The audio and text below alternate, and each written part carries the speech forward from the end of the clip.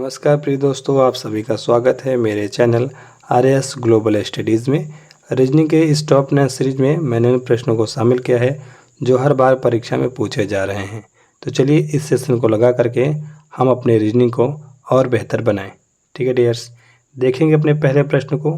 प्रश्न नंबर 1, यदि ई बराबर 5 है तो दिए गए अल्फ़ाबेट या वर्णमाला में देखिए जोड़ करके 89 दिया है, फिर इन लेटरों को जोड़ करके हमें कोई संख्या यहाँ पर लानी है डियर्स। तो ध्यान रखेंगे E5 से संकेत करता है कि जितने भी इसमें लेटर्स दिए गए हैं उनका आपस में जो डिजिट हो जाए, जो नंबर होता है, उन नंबरों को अगर हम प्लस कर देंगे तो क्या होगा कि हमारे वो नंबर प्राप्त हो जाएंगे।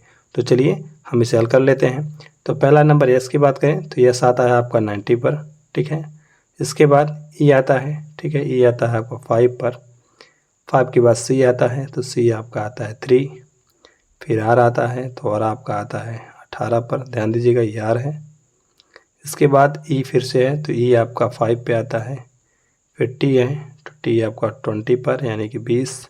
फिर ए है तो ए आपका 1 पे आता है। फिर आर है तो आर आपका 18 पे आता है।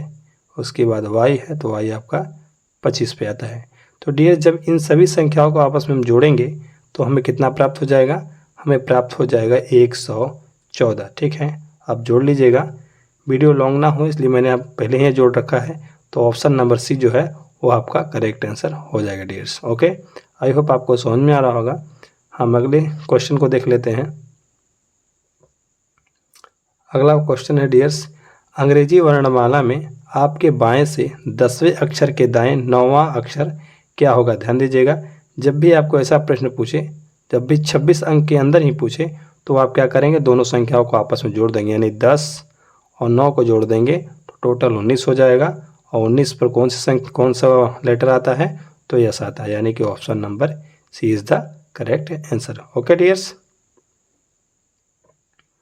अपने अगले प्रश्न को देख लेते हैं। प्रश्न नंबर 3, रवि के पिता का एक पुत्र है रोहित, ध्यान दीजिएगा, जिसकी बुआ लक्ष्मी है, जिनके पति राम है। ठीक है, और राम के ससुर मोहन है। ध्यान दीजिएगा, राम के ससुर मोहन है। तो मोहन और रवि का संबंध आपको यहाँ पर देखिए बताना है। तो बारी बारी से डायग्राम हमसे बनाते जाएंगे। पहले हम रवि बना लेते हैं। ठीक है, रवि के पिता, ठीक है, रवि के पिता यहाँ भी कर देते हैं, का एक पुत्र है। तो इनका एक पुत्र है, इसका नाम है रोहित। ओके डियर्स, तो ध्यान दीजिएगा, रवि और रोहित दोनों भाई हैं। ठीक है, दोनों एक ही पिता के संतान हैं। फिर देखिएगा कि रोहित की बुआ कौन है? लक्ष्मी है। तो हम ध्यान देंगे रोहित की बुआ जो है वह लक्ष्मी है। ठीक है, लक्ष्मी, यानी कि पिता इनकी जो है बहन हो गई। ठीक है, और लक्ष्मी के पति जो हैं वो राम हैं। ठीक है, वो कौन है? राम है। और राम के ससुर कौन है? ध्यान दीजिएगा, तो मोहन है। इनके ससुर यहाँ पर देखिए वो मोहन है। ठीक है, मोहन है। तो मोहन और रवि का आपस में संबंध पूछ रहा है। तो ओके डियर्स, तो ध्यान दीजिएगा कि देखिए तो जो मोहन है वह रवि के पिता के भी पिता हैं। तो जो रवि और मोहन का जो संबंध होगा तो ध्यान दीजिए किसका होगा? दादा का होगा। तो ऑप्शन नंबर सी जो आपका होगा वह करेक्ट आंसर हो जाएगा। ओके डियर्स, हम अगले प्रश्न को देख लेते हैं। प्रश्न नंबर 4, नीचे दिए गए अंक क्रम में ऐसे कितने 7 हैं जिनके ठीक पहले 4 नहीं है लेकिन ठीक बाद में 2 है? ध्यान से पढ़ लीजिएगा, जिनके ठीक पहले 4 नहीं है लेकिन बाद में 2 हैं। तो ध्यान दे देंगे ऐसी कितनी संख्या है, हम गिनेंगे। ठीक है, तो देखिए एक तो यहाँ पर है, इनके पहले 4 है तो हम नहीं गिनेंगे। इसके बाद यहाँ गिनेंगे, एक संख्या आपको यहाँ हो जाता है 729। ओके डियर्स, तो एक ये हो जाता है जिनके पहले 4 नहीं हैं। इसके बाद सेकेंड में देखेंगे तो ध्यान दीजिएगा, सेकेंड में एक हो जाता है आपका फिर से 729 ही हो जाएगा। तो फिर से हम 729 कर देते हैं। ओके डियर्स, इसके बाद देखते हैं फिर यहाँ पर आपका 725।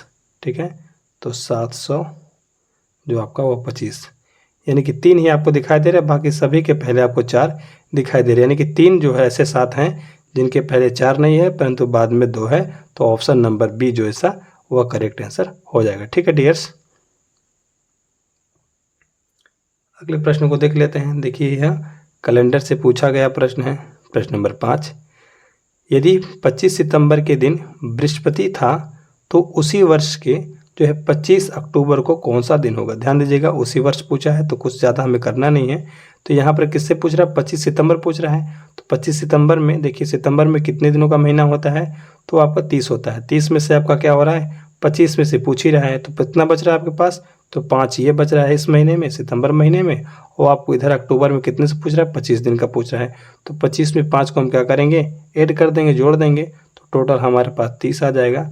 और 30 में जब हम 7 से भाग देंगे, क्योंकि सप्ताह 7 का होता है, तो ध्यान दीजिए 7 चौका 28 और शेषफल कितना बचेगा, 2 बचेगा। तो जो शेषफल बचेगा उसी को हम क्या करेंगे, बृहस्पतिवार से 2 दिन आगे कर देंगे, तो शुक्र और शनि। ठीक है, तो ध्यान दीजिए हमारा ऑप्शन क्या हो जाएगा, option D is the correct answer, यानी कि शनिवार हमारा जो होगा वह करेक्ट आंसर हो जाएगा। ओके डियर्स, अपने अगले प्रश्न को देख लेते हैं। अपने प्रश्न देख लेते हैं। प्रश्न नंबर 6, लोहा बराबर देखिए एफ दिया है, तो चांदी बराबर है क्या होगा। ठीक है, चांदी अनुपात है क्या हो। ध्यान दीजिएगा यहाँ पर आपका संकेत पूछ रहा है, जैसे लोहा को एफ ही लिखते हैं तो चांदी को क्या लिखेंगे। तो ध्यान देंगे कि के से तो पोटेशियम होता है, ठीक है, के से क्या होता है, पोटेशियम होता है। ए जी से चांदी होता है, तो ऑप्शन हमारा देखिए बी आपका करेक्ट आंसर हो जाएगा। क्या हो जाएगा, ऑप्शन बी जो आपका वो है करेक्ट हो जाएगा। अगर सी एल का पूछे तो क्लोरीन होता है, और एन ए से पूछे तो सोडियम होता है। तो हमारा ऑप्शन क्या होना चाहिए इस प्रश्न का सही आंसर, तो ऑप्शन बी ए जी। ओके डियर्स, अगले प्रश्न को देखते हैं। प्रश्न नंबर 7 है कि निम्नलिखित श्रृंखला को पूर्ण करना है, देखना है कि ये सीरीज कैसे चल रही है। देखिए अगर सीरीज को चलाएं हम, तो देखिए यहाँ पर 45 से 54 दिया है, यानी कि 9 संख्या जोड़ी गई है। ओके, 54 से यहाँ 65 दिया है, तो देखिए इसमें 11 जोड़ा गया है। ठीक है, 2 क्रम पर जोड़ा रहा है। ठीक है, और फिर 65 से यहाँ 78 दिया गया है, तो देखिए यहाँ 13 जोड़ा गया है। ठीक है, उसी प्रकार देखिए 2 का क्रम यहाँ पर प्लस हो रहा है। कितना प्लस हो रहा है, 2 प्लस हो रहा है। ठीक है डियर्स, 2 प्लस हो रहा है। तो उसी प्रकार जब 13 में 2 जोड़ देंगे, ओके, 13 में जो जोड़ देंगे, ठीक है, तो यहाँ पर कितना आएगा, 15। तो जब 78 में 15 जोड़ेंगे तो कितना आ जाएगा, आपका 93 आंसर आ जाएगा। नहीं, ऑप्शन डी जो है आपका वो है करेक्ट आंसर हो जाएगा डियर्स। ओके, तो आई होप इस चीज़ से आपको समझ में आ रहा होगा। हम अपने अगले प्रश्न को देख लेते हैं। अगला प्रश्न है प्रश्न नंबर 8, निम्नलिखित में से कौन सी आकृति मेजों, कुर्सियों और फर्नीचर के बीच संबंध दर्शाती है। ध्यान दीजिएगा, तो हम क्या करेंगे, देखिए मेज, पहले हम मेज बना लेंगे। ठीक है, उसके बाद क्या बनाएंगे, उसके बाद हम कुर्सी बना लेंगे। ठीक है, चेयर का बना लेते हैं, कुर्सी। ध्यान दीजिएगा ये भी अलग हो जाएगा।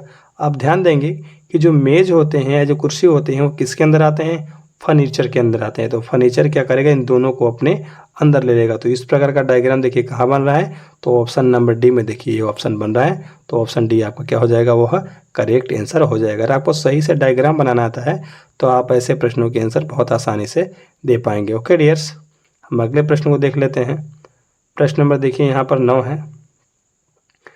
प्रश्न आकृति दी गई है, हमें सही उत्तर का चयन करना है। देखिए पहले हम दिया है कि देखिए ये जो इस डब्बा है या फिर जो ये आकृति है वो यहाँ पर बना हुआ है।